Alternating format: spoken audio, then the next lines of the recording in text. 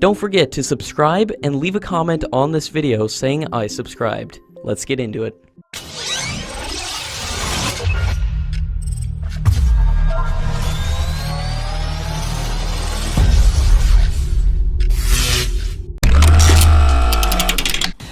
Dismissing the claims of poor financial condition of Hindustan Aeronautics Limited, the chairman and managing director of HAL has said that the company has an order book position of around 64,000 crore rupees and is expecting more orders in the next 3 to 6 months, which will ensure a comfortable order book position for the firm. The Tejas Mark 1 is one of the biggest orders that the firm is looking at, and the supply of the aircraft is expected to begin in 2021. Hindustan Aeronautics is also expected to start the production of light combat helicopters with an initial order of 15 helicopters, which will be followed by larger numbers. After completing the delivery of remaining Su-30 aircraft, Hindustan Aeronautics will use the facility to produce more Tejas aircraft, and with the introduction of the production line, it can increase its production from 8 aircraft to 20 aircraft per year. According to latest reports, one more Tejas production line will be outsourced to 4 private firms.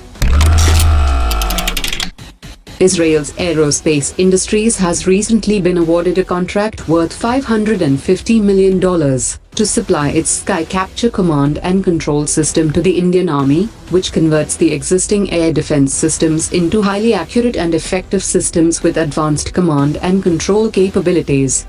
The Indian Army operates the Swedish L-70 and the Russian Zu-23 systems, which were upgraded recently from manual functionality to autonomous functionality by Larsen & Toubro. The Indian Army has also launched the $1.5 billion limited tender for procurement of 244 new generation systems, along with 228 control and search radar systems, which will be issued to an Indian company for domestic manufacture. A top defense expert has said that the US cannot afford bad relations with India and will not impose sanctions over the purchase of S-400 air defense system from Russia.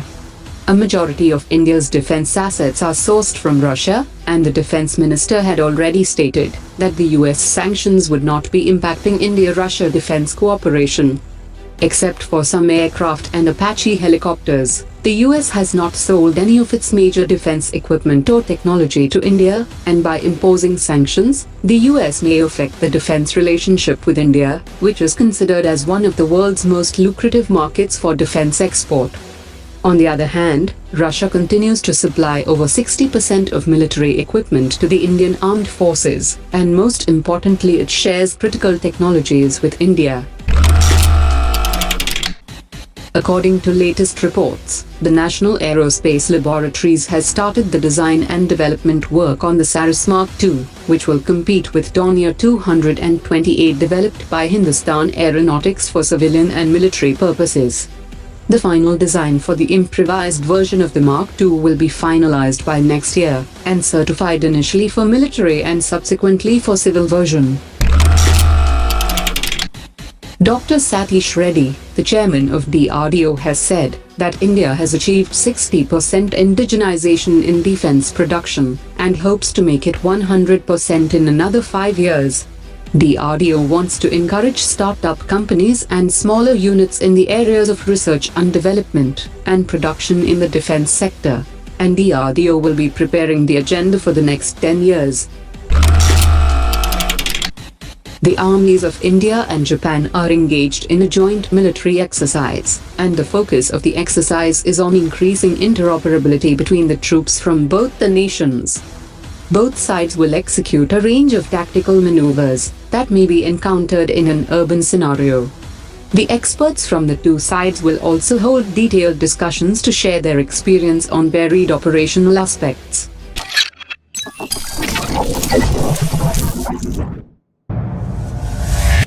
Oh, Mark dropped it.